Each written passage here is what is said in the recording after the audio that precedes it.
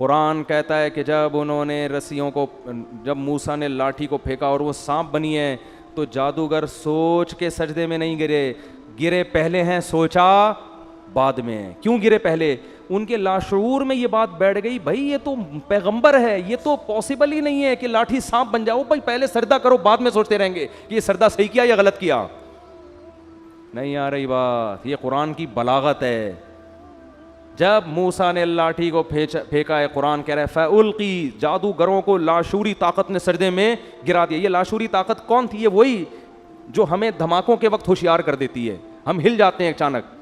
تو جادوگروں نے جب یہ منظر دیکھا نا کہ بھائی یہ لاٹھی تو حقیقت میں سانپ بن گئی، یہ تو عملاً ممکن ہے ہی نہیں، یہ تو اللہ کا پیغمبر ہے، یہ اللہ ہی کر سکتا ہے، یہ جادو نہیں ہے، اتنا انسپائر ہوئے کہ قرآن کہہ رہا ہے کہ بغیر سوچے سمجھے سجدے میں گر گئے اور بغیر سوچے سمجھے کہنے لگے آمنا برب العالمین رب موسیٰ و ہارون، ہم رب العالمین جو موسیٰ اور ہارون کا رب ہے اس پر ایمان لے آئے۔ اب اس کے بعد سوچ رہے ہیں کہ ہمارا فیصلہ صحیح تھا یا غلط، یعنی اس کے انجام کیا ہے۔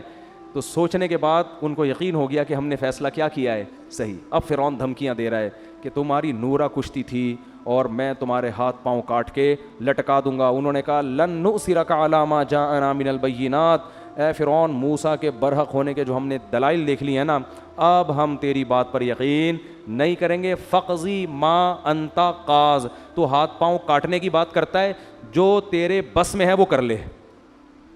چند سیکنڈ کا ایمان ہے مگر کتنا پاورفل۔ اور فرعون کو کب سے دعوت دی جا رہی ہے، کم بخت کی سمجھ میں بات نہیں آ رہی، ان کو یقین ہو گیا کیونکہ ابھی تک نشانی نہیں دیکھی تھی نا، چند سیکنڈ کا ایمان ہے اتنا اب تگڑا۔ اور پھر فرعون کو کیا کہہ رہے ہیں، انما تقضی هذه الحیات الدنیا، تو جتنی سزا دے گا اسی دنیا میں دے گا نا، تو اس دنیا میں زیادہ سے زیادہ کیا کر لے گا، آگ میں ڈال دے گا، قتلے بنا دے گا، جیل میں ڈال دے گا، عمر قید کی سزا دے دے گا، تو 25-30 سال کے بعد مرمرا کے کیا ہو جائیں گے، ختم۔ اور آگے کہنے لگے ہم جو رب پر ایمان لائے ہیں نا، رب پر، اس پر جو ہمیں رب دے گا، واللہ خیر و ابقا، گاڈ کا جو انعام ہے وہ تجھ سے زیادہ اچھا بھی ہے اور ہمیشہ باقی رہنے والا بھی، کوانٹٹی کے اعتبار سے بھی اچھا، کوالٹی کے اعتبار سے بھی اچھا ہے۔ تو بارگیننگ ہو رہی ہے، ٹھیک ہے نا، تو اگر رب سے زیادہ دے سکتا ہے تو بات کر، ظاہر ہے وہ تو دے نہیں سکتا۔ فرعون نے ہاتھ پاؤں کاٹ کے لٹکا دیا۔